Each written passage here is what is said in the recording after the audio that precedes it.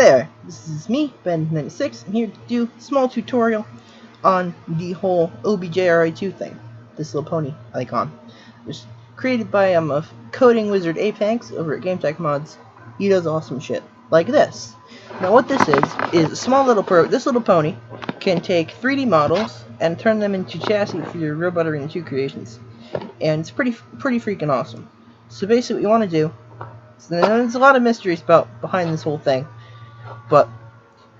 And I saw TGM's tutorial. I wasn't a very big fan of it. It looks like it came out in 2008. I'm sorry, bud, but it really did. So I'm here to do a bit more of a detailed instructional on how to get this stuff going. And once you know how to figure out how to do everything and you got this stuff rolling, it takes like 10 minutes on average to make one of these things. And it's really not that difficult. So first thing you want to do, draw your shape. I'm going to do something simple, but something that you cannot make in the Robot Arena 2 engine. It won't let you. So I'm going to just take this shape, make it nice and 3D. Now this is the shape. This is what we're going to try to export into Robot Arena 2. So first things first, you can't do it if it's an extrusion. You got to turn it into a mesh. So I know some they do all that shit. You just want to do that. This is all in Rhino. You can, before I go any further, you can do this in any 3D program as long as it allows you to export to OBJ. You can do this in SketchUp, you can use Blender, 3ds Max, Rhino is what I'm using, but I use Rhino for everything. And so, you might not like Rhino, so yeah, just use whatever you want. Some of the methods I use for making the chassis probably won't work in other programs because Rhino is pretty specialized in the ways it does things. So rule number one about chassis in OBJ2RA2 is that every face has to be a triangle. This square face will not export into the game. It will the program will turn out a blank bot file. You try importing it, it'll crash your game. So what you want to do, Rhino has a very simple little feature called triangulate mesh, and that basically just turns everything into triangles. Very handy, and that's why I can turn these out so quickly.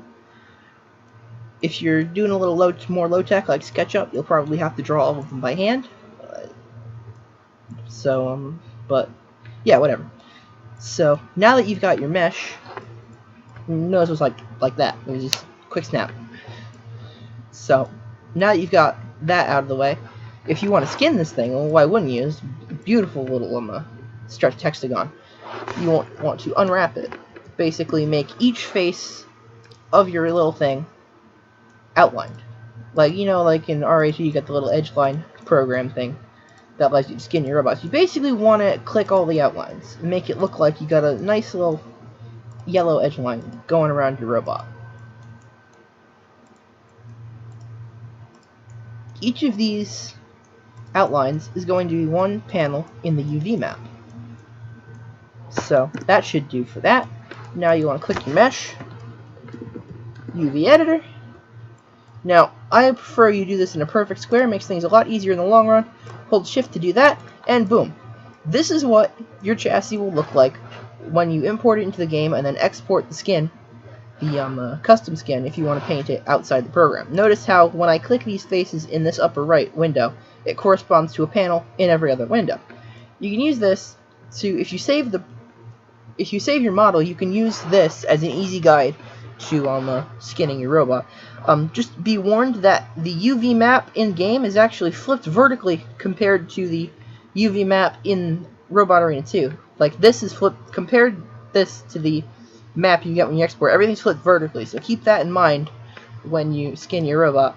So what you can do is you can take all of these, rotate them properly, whatever, resize, and all the stuff you need to. I'm not going to go and change all of these now, but basically you can organize this any way you want so that you have a nice clean template for skinning your robot and everything is nice and high resolution. And it's very easy, very simple. Now that you've done that, we can click apply. Now this mesh is ready to roll. Now you can export this into the game, you can skin it, you can do whatever you want with it, but it'll be fucking massive. And that's because the way RA2 coordinates work and the way Rhino coordinates work are completely different. So what we're going to do is we're going to copy this little mesh, and I have an old mesh that I use in here. I use this mesh here. I have a couple other meshes I could use, but I'm going to choose to use this one for the sake of time. Now this is the frame of a lightweight wedge that I designed, and you'll notice how small that is on the grid. Now you import your old one, look at that massive.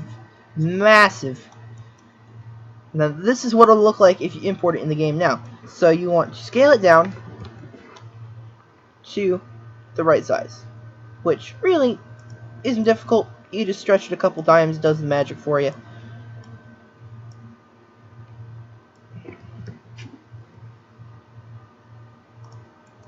And eventually you'll get something around the ballpark of what you want.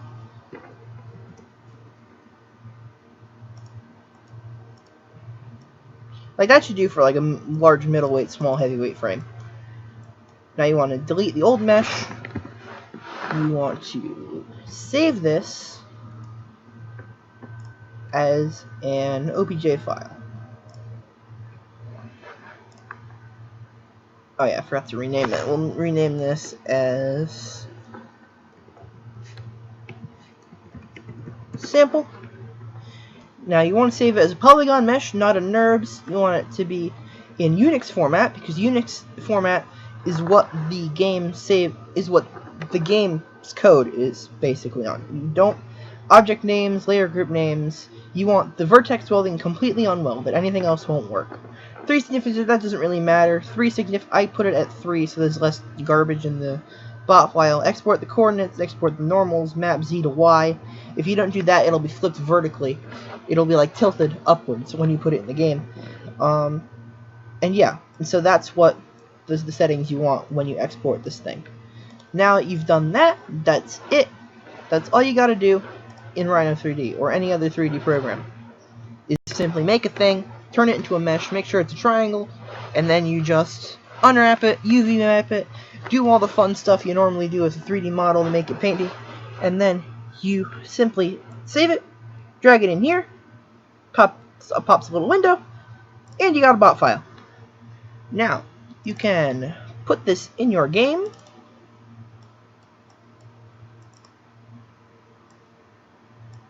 Pop that in there. Then you can open RA2. Wait for it to load. And it should work. Now, when you create a chassis in OBJ2RA2, there's a couple things that the game engine does that may weird you out when you first pop this stuff open. First of all, I don't have it, so I'm just gonna pop open Asbestos Stars team, because the Asbestos Stars team, I'm just gonna delete this, and I'm going to import sample. Now, yeah, every OBJ2RA2 program, when you import the file, the original bot image will be of Twilight Sparkle. I can't change that, and I'm sorry. Import it.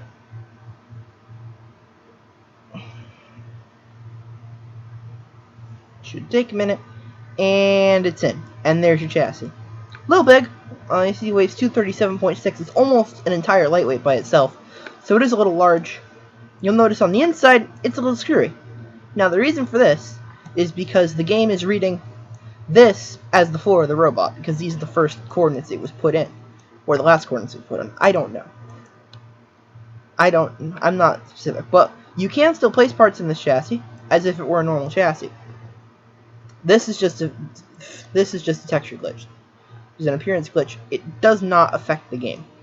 You can still place shit anywhere in this chassis, anywhere you want. Also, you notice this little dongle here.